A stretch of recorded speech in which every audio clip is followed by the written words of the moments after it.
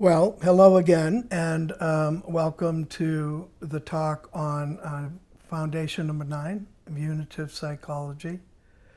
And before I begin anything at all, I want to just acknowledge, this is July 1st, 2018, and I want to acknowledge what's going on in our southern border, and I want to acknowledge all the people who have enough compassion, enough decency, the real Americans who are concerned about the children and concerned about the parents and concerned about the fact that here we are in 2018, the United States of America, with concentration camps on our southern border and 2-year-old children walking into court unaccompanied. And if I had the ability to rewind this whole series back to the beginning, I think I would probably dedicate the whole thing to them, because that is what this is about. Unitive psychology is about the sanity of our culture with regard to the whole of life. I saw a sign, and I may have Ian, when he edits this, to include that sign from the New Hampshire, Concord, New Hampshire demonstration yesterday of a placard that said, Trump's grandfather was an immigrant, Trump's father was an immigrant, and it goes all the way down to Melania is an immigrant. So that we ask ourselves what we're doing here, and so that unitive psychology can take root and help us with the collective madness. You can't have a healthy individual in any species embedded in a toxic environment and be healthy. It's not possible. So with that, I want to begin this number 9, and as we've done all the way along, I will read the whole foundation, and then we'll break it into parts, and I will lecture to you on the parts. And one of the main reasons why I've added all the way along this commentary on what I now see as a criminal government is so there is a way to see the opposite of unitive psychology. Sometimes we can understand things better by what they're not than by what they are. So in this case, I'm really trying to provide both situations. And the condition of our nation is such that it really makes a good point for what not to be. In unitive psychology, and unitive psychologists, when this becomes a book, it will become a primer on unitive psychology. I'm hoping that it really does what it's supposed to do. There's this beautiful quotation for those of you who are from the Judeo-Christian tradition. It says, the rain does not come down to the earth or return from it without watering what it's supposed to do, without what it's raining for. In other words, the work that we do is not going to be fruitless, no matter how desperate it gets on a given day.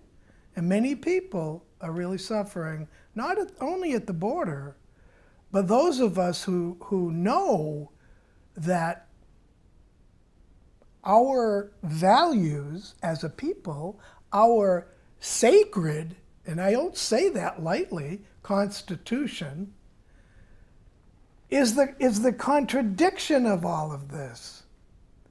So without further ado, I dedicate this to those little children down there whose only crime is to be brown, and their parents whose only crime is to be on land that we took away from them in the Spanish-American War anyway. It's their habitat. So I know all of this sounds seditious and all that, but there are times that the things that are going on are more frightening than to comment on them. What could be worse than watching your country become its opposite? And finally, I had a dream the other night. And, I use those terms not because Martin Luther King, I have a dream. Not that. I had a nightmare the other night. And in the nightmare, Italian, English, and French bombers were bombing the major cities of the United States. And when I woke up, I thought to myself, what an irony. Wouldn't it be something to contemplate if Germany were engaged in eliminating fascism in the United States? In particular, a partnership, if it happened, between Germany and Italy. Wouldn't that be interesting? Because they know firsthand where this goes. They know where it goes. So, foundation number 9 of unitive psychology. Infinite consciousness sleeps or forgets itself within finite forms.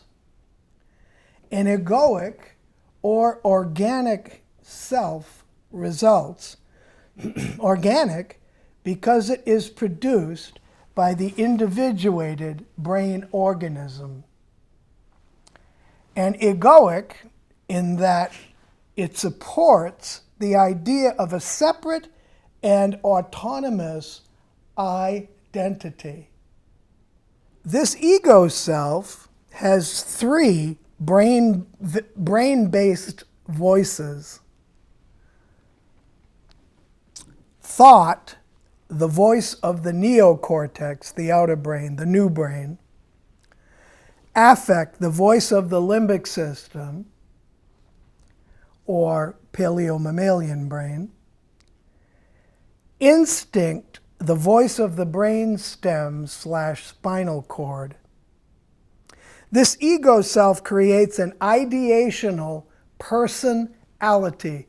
In other words, a fictional self, not a real self.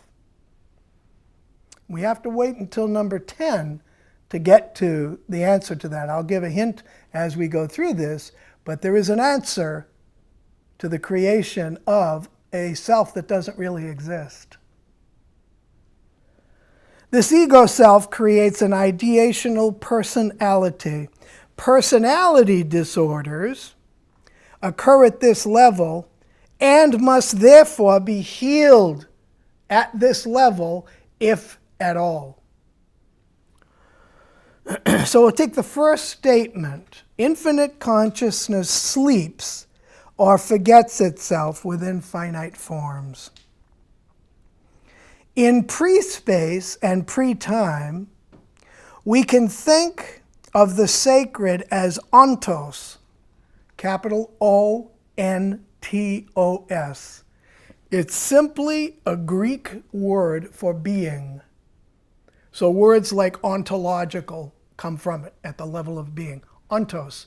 But it can be thought of as a sacred name as well, because as we get into the awakening to oneness on the planet and all the traditions, we come to being itself as the final stopping point in our understanding, that which includes us. We too are ontos, we're being. And what we are really is being without form. Now you see this form, this aging primate in front of you here. You see this form in which this being is interacting with you by talking about the creation of a new understanding of who we are. So we, in fact, are ontos, and like most of the universe, we're invisible. You can't see me. You see the primate. And if you were in the room with me, and you are, I see you. Interesting, it would be an acronym for intensive care unit. And it's the ape that needs that. It's the primate that needs the care for all of us. So that which is doing this within this form, however, is ontos. And that ontos is invisible, as the sacred is, as gravity is, as other realities are. They're invisible. They can't be measured. They just are. Most species, whether plant or animal, live in ontos without reflection on it or about it. Like the ontos, they simply are. They simply are.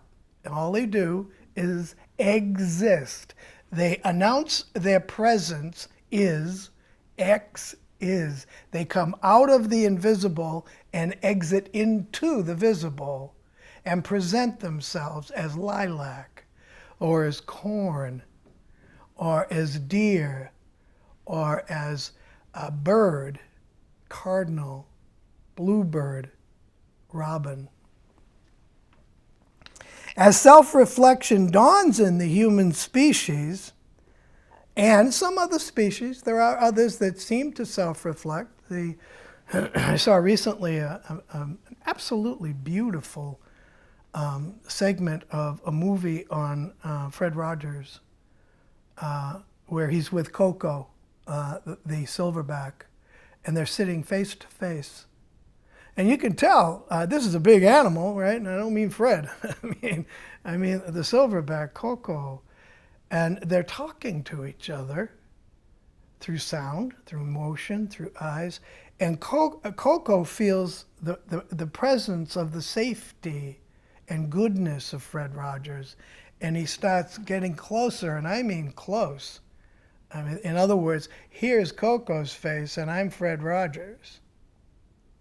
And you can see, it's a big animal, But at some point, it became so obvious they really were communicating. And the Coco, just like his love for the kitty that he had, the little kitten, really knew that Fred was okay.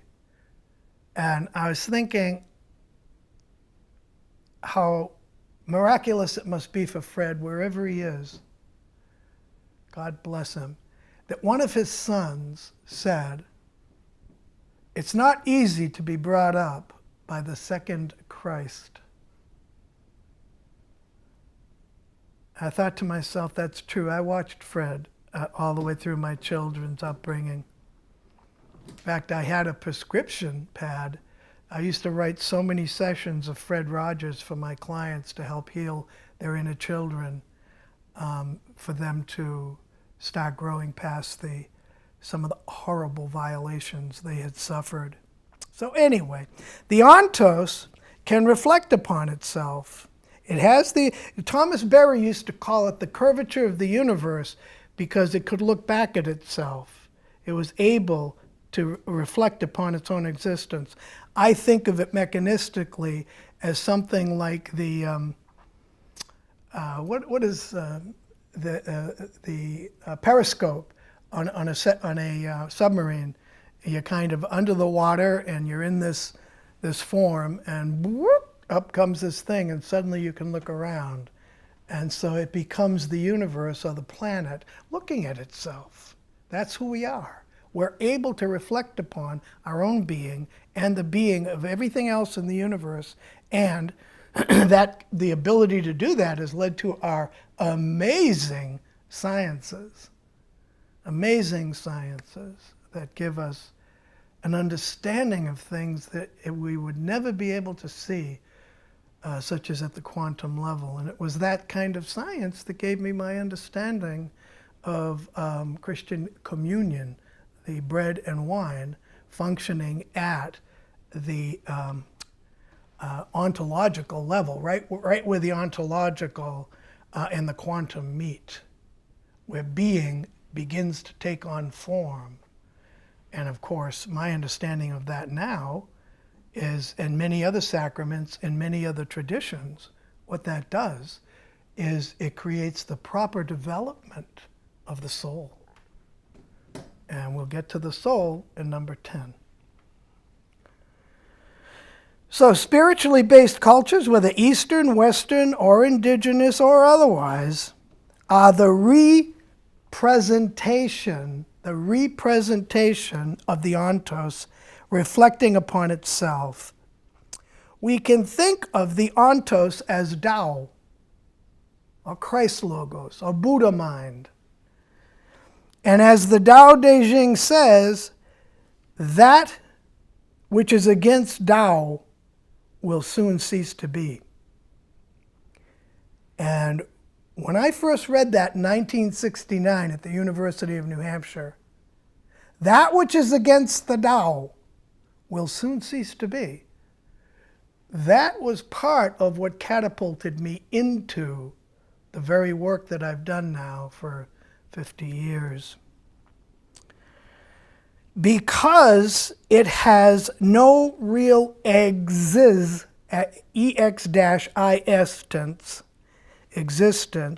it is not grounded in the ontos, in being. When individuals fall into the sleep of their brain minds, and relative to enlightenment, to awakening, the brain mind is kind of asleep. And how many people say that? How often do you hear that? He's walking around like he's sleeping or in a coma or whatever it might be. They forget their soul minds. It becomes forgotten. They're trapped in the cognitive, affective, and instinctual cortex. And you can know them right away because they are boring. If the soul is not present, in other words, if that which you're feeling from me right now, right at this moment, from my soul to yours, if that's missing, what you get is this dead chatter, silly little reflections upon this and that. And what's missing is the bonding agent that enables us to understand each other and therefore ourselves. And that same bonding agent is the love we feel toward the animals, or the loathing.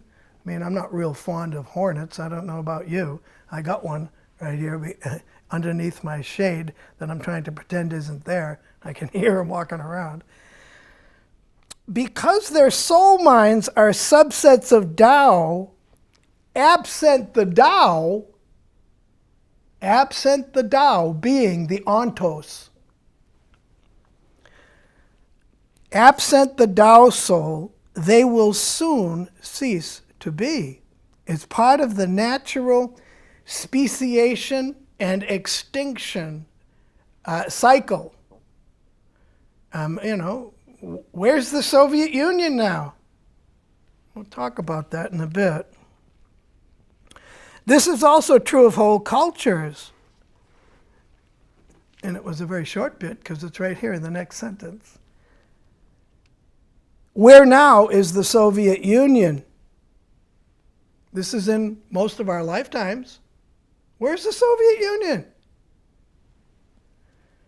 Its junkyard remnants are Putin's Russia.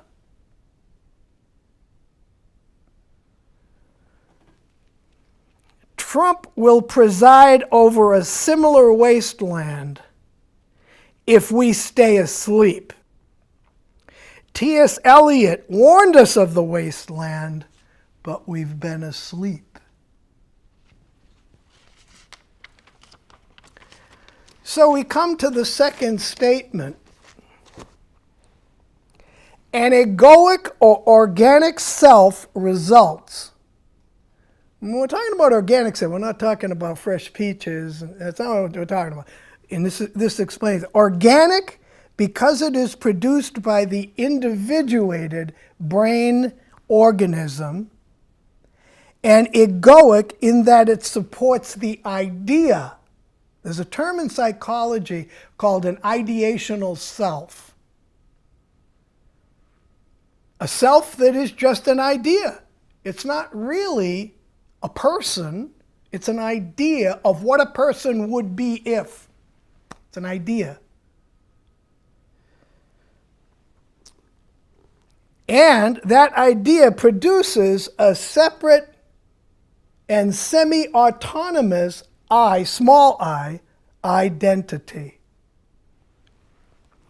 In sleeping, the individual becomes wrapped in a mind made, this is a term that I got from Eckhart Tolle's work, a mind made or psychological cocoon, an idea called ego, which is just Greek for the first person singular of the verb to be, I am. Ego is the way it's actually pronounced. I am. That's all it is. This fancy Greek and Latin stuff is very transparent once you read some Greek and Latin. And it dreams that it is God in its little cocoon cosmos. Its tiny little cocoon cosmos. It has the dream that it is God. This is the developmental level of about 2 years old, which in addiction psychology is referred to as His Majesty the baby. His Majesty the baby.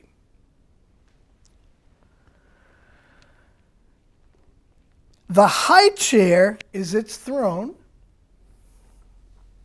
and for a time it will fight to maintain its hellish paradise, or creating hell for everyone around himself or herself, screeching, banging its spoon, and all the rest of it. For a time it will fight to maintain its hellish paradise. And if it stays stuck, which is an insight of addiction psychology, a fixation with any addiction, we begin to use the addiction as a coping mechanism for all of life's difficulties. And so what happens is the actual growth of the psyche in psychology is the soul. Another Greek word, psyche, soul. So we have these 2-year-olds running around in an old man's body, or potentially a man's body, but they're 2 years old. I've thought about it, and their souls don't even fill the space of their own belly button. They might think they're big guys and powerful guys. Cruelty is not strength. Shut down is not presence. So you have these bloated people, orcs, whose souls barely fill the space of their own belly button, if that, and some of them cut off completely. All they are 2 legs, 2 hands, and a brain. And now we've come to find out in our evolution that that's just not enough. It's necessary, but it's not enough. It's a fixation. And these people become Führers and premiers and presidents and prime ministers. The rest of us then become members of the mad cocoon, what Bob Dylan called only pawns in their game. And we feel it.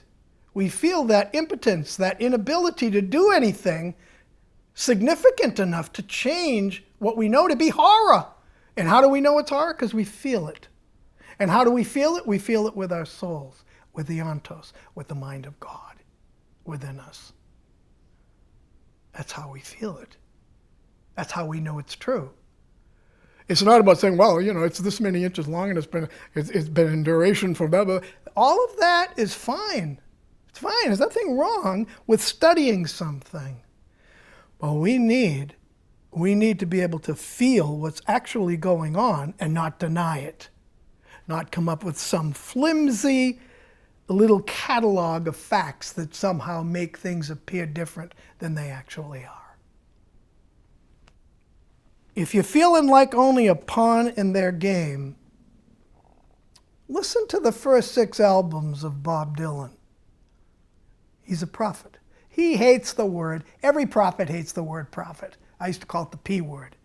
Because it's scary to be forced from within, from the soul, to confront that which threatens to terminate one's own life. The irony is, and we learn this when we take seriously the voices of the avatars, when Yeshua says, "Don't worry, little flock, I have overcome death." These mad brats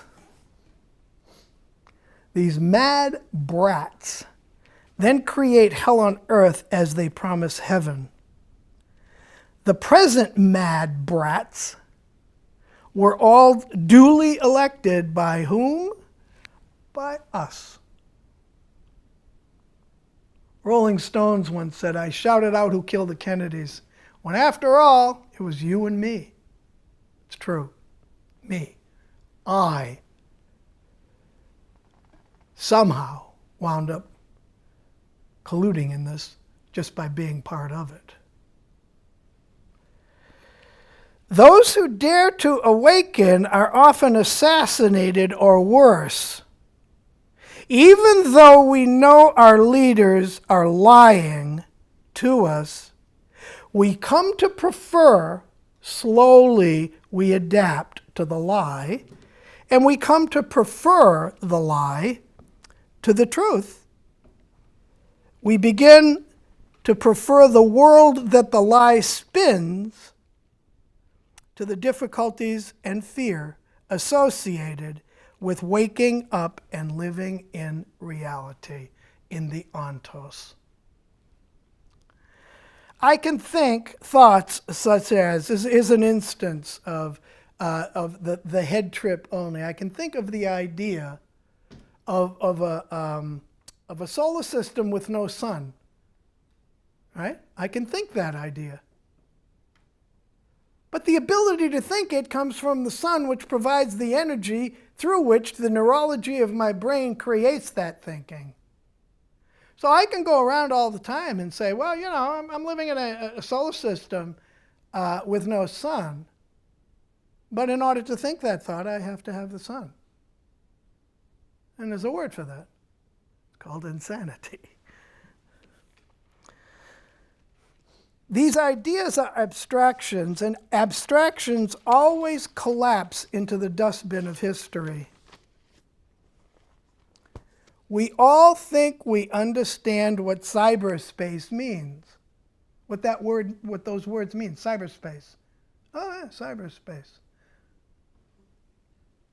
We also know that there is no such thing and no such place, and yet there seems to be such a place and such a thing. It's an abstraction. It doesn't mean that it's not there. It's there, but it doesn't have an organic grounding as a place, cyberspace. Addiction space can also be thought of in the same way. The early comforts of abstractions and fantasies that constitute addiction become psychic dust as they lead finally to degradation and death. The hatred of mad brat politics,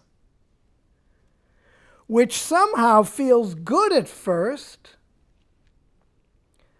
Think of Sean Hannity and that whole thing. It's another guy, but Tucker Carlson. Think of Sean Hannity and Tucker Carlson as mad brats. Think of them that way. They're fixated, and they're making millions. And they're both bright.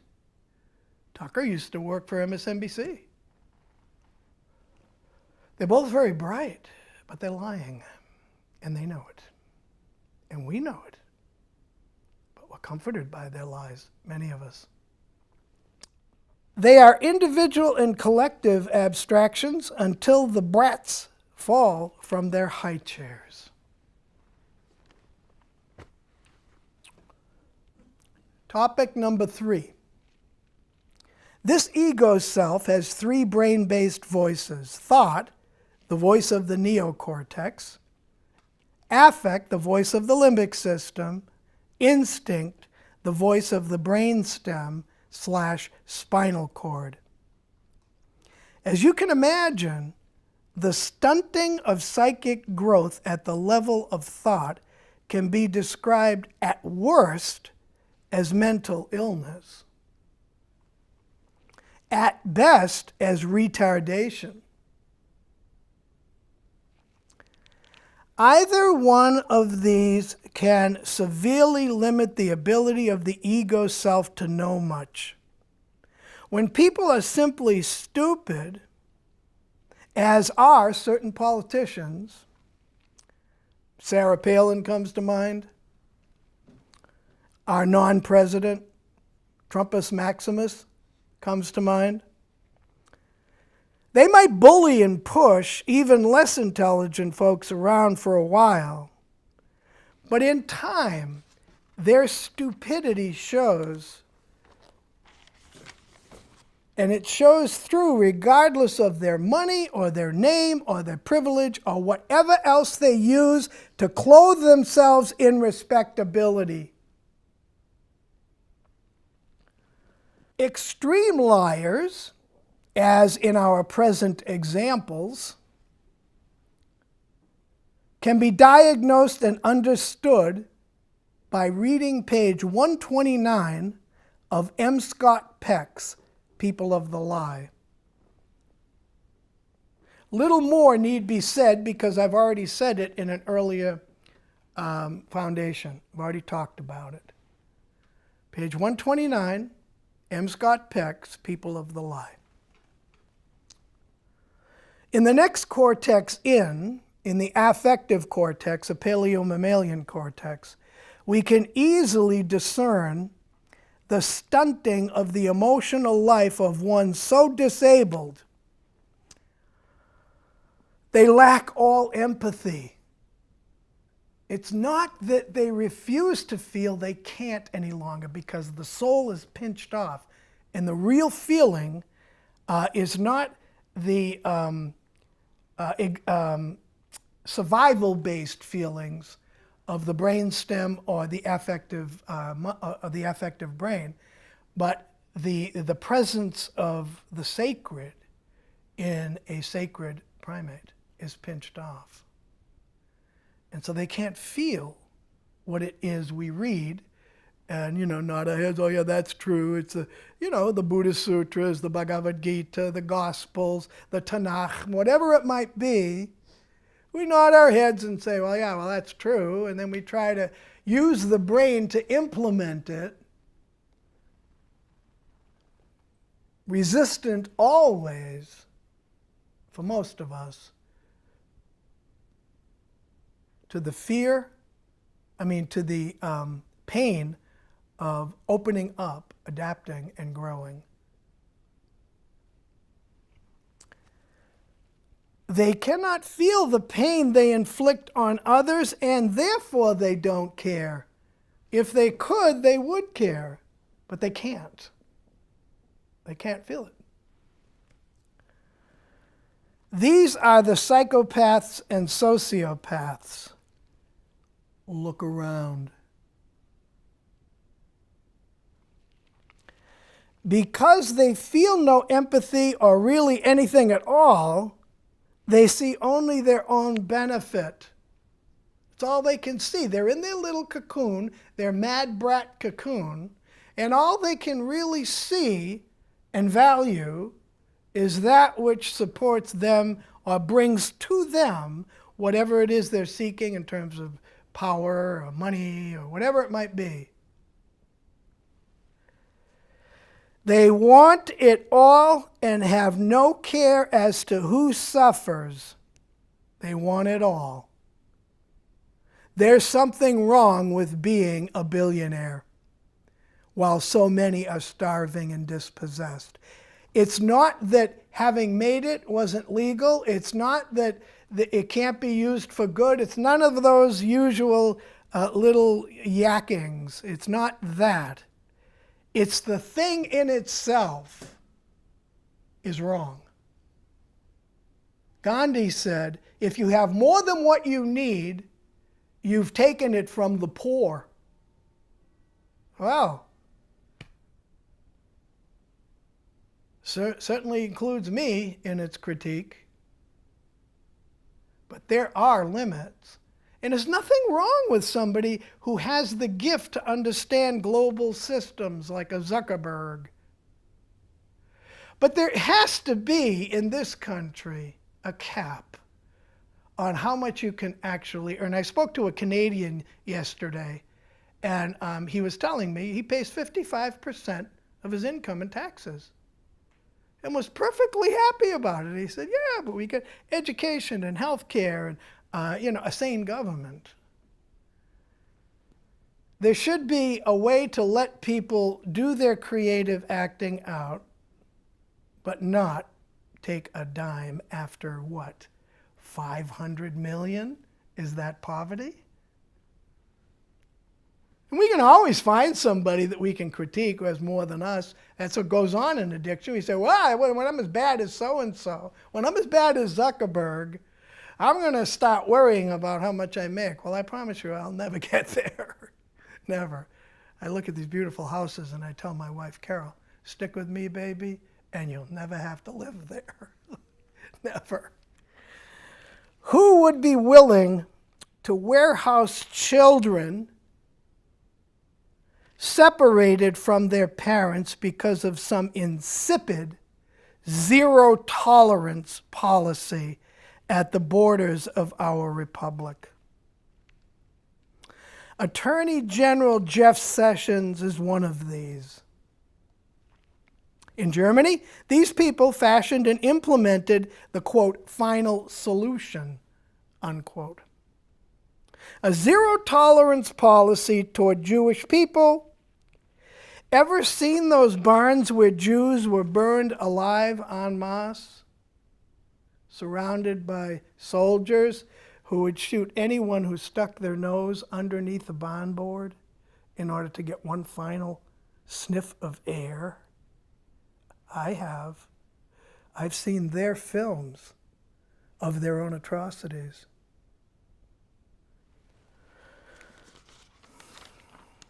The third brain is the brainstem, the reptilian cortex. It is the locus of the voice of instinct, and like the snake that it is always waiting to bite, and its venoms poison its victims. When Trumpus Maximus says things such as, should I be strong or weak, he already knows that his reptilian brain, the snake brain, is all he's got, and his attack is already imminent. He knows that. Doesn't know he knows it because he can't reflect upon it. No periscope. But he knows it. We all know that. Men in miniature,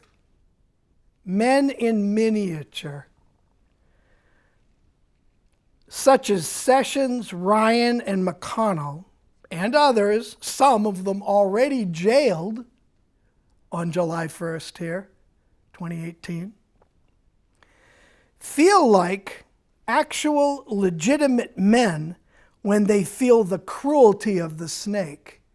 In other words, they feel macho, they feel masculine when they see Trump acting out. They have a sense of what it might be like to feel like a man But I'll tell you what it feels like it to be a man when you hold your first child and cherish it, and you look into their eyes, and you get that first smile. That's when you feel like a man, when you're taking care of the woman instead of divorcing her with her paraphernalia called children. They get a little spasm of manhood.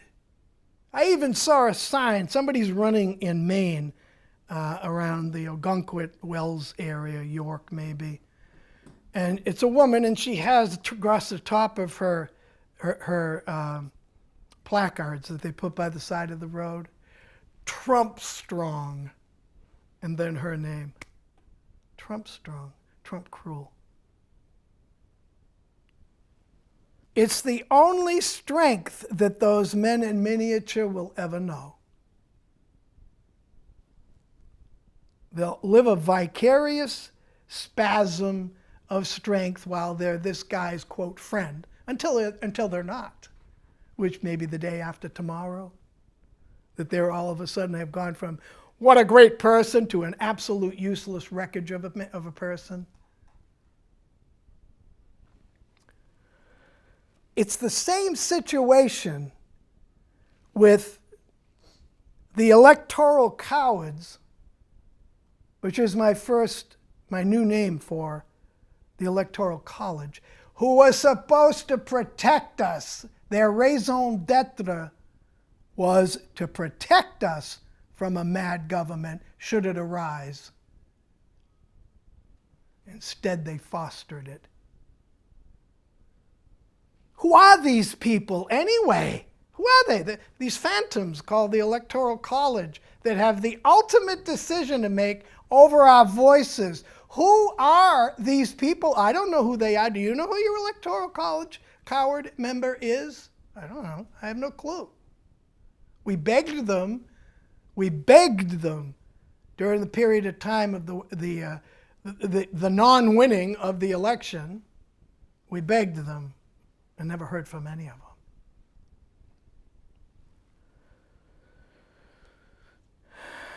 They were supposed to protect us from this and protect us from any criminal government that was a contradiction of the government of virtue that the Founding Fathers were trying to frame for us, with the full recognition of the frailties of the human moral code or whatever. They tried to create a republic of virtue out of their own humanity, and they did it. And we have that sacred document with all of its sins, such as slavery. We have it. And what are we doing? I was encouraged the other day when my son-in-law said that he was ordering pocket versions of the Constitution so that he had them. They were supposed to protect us from this. Who are these people? I don't know who they are. Do you? C.G. Jung wrote of psychic epidemics, and he referred to Nazi Germany as one of those epidemics. When the venom of snake bites permeates a whole culture.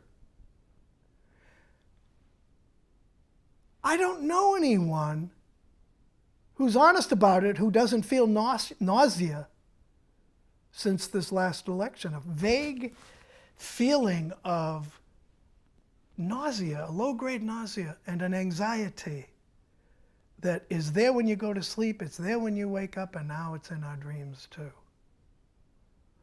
This revolting feeling, it's a snake bite.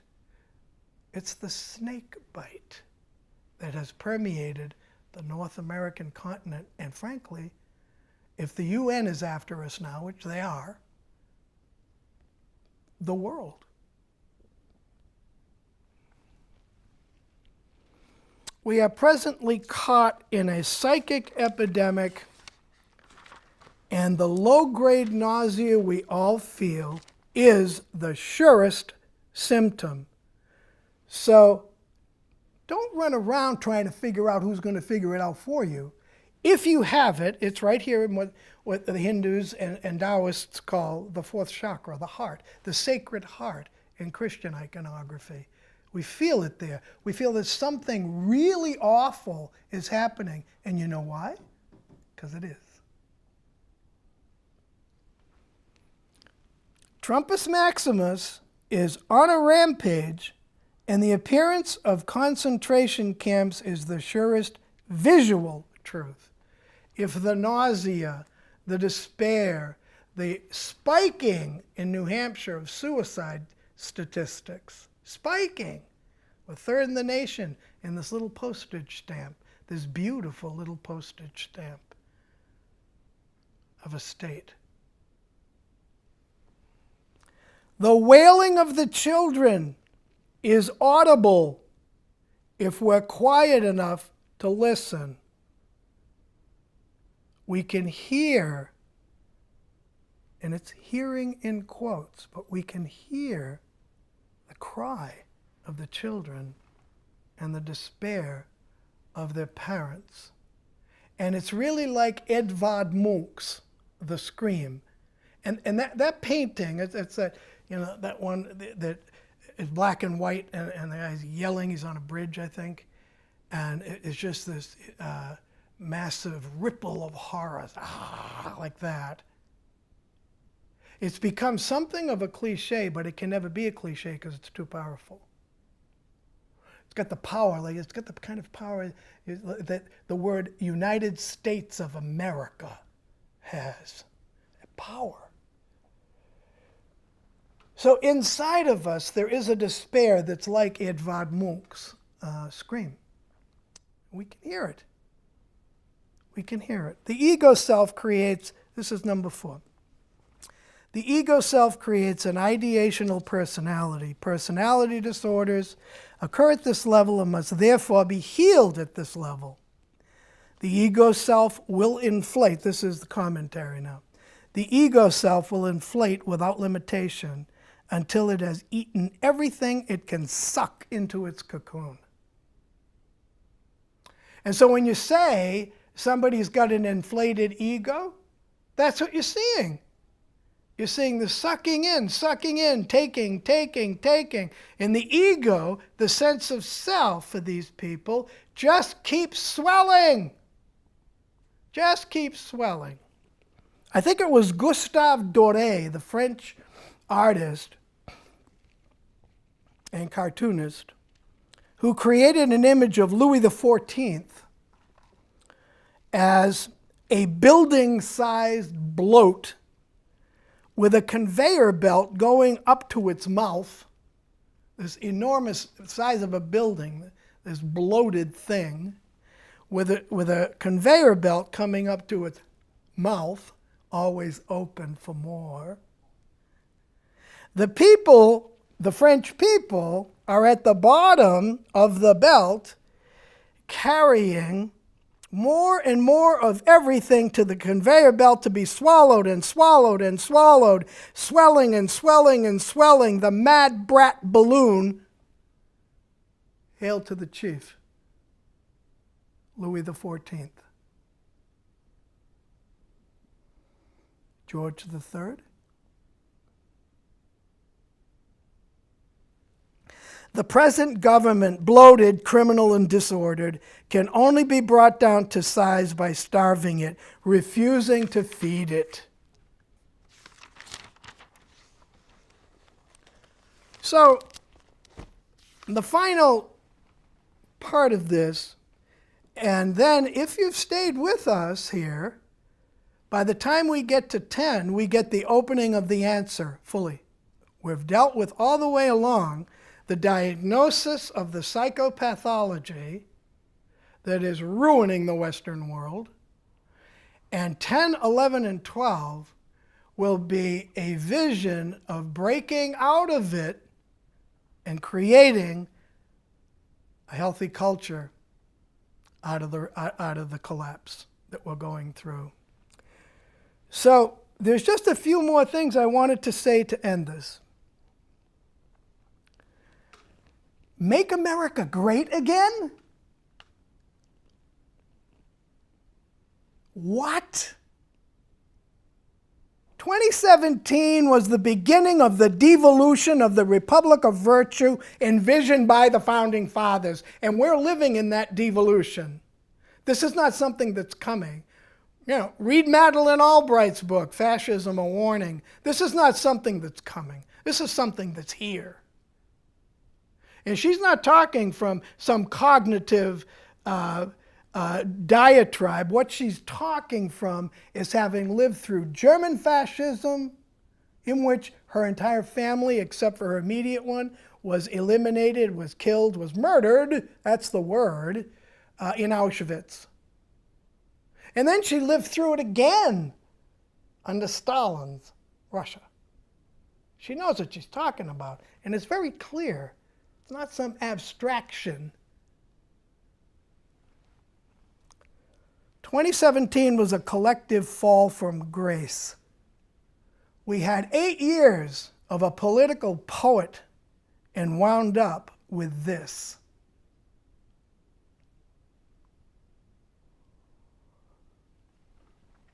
"2017 was a shrinkage from maturity to infantilism. His Majesty the baby, mine, mine, mine." Trumpus Maximus, you are an ignorant and indecent man, a moral dwarf, a soul gone from decay to death. All you have is noise and cruelty. You serve an idea of you, but there is no real you to serve. The corruption of we the people became pathological enough for you to be elected for a little while. Soon, however, your boastful cruelties, all of them, will return to you and to your family. We did not overthrow George III in order to crown George III. Zero tolerance as the ring of final solution about it. That zero tolerance will soon be your fate. Until that day comes, we must live in the stench of your venom. We must live nauseated, demeaned, and degraded. Remember, sir, as you sow, so you reap. The measure you have measured out is measured back to you. Go to confession.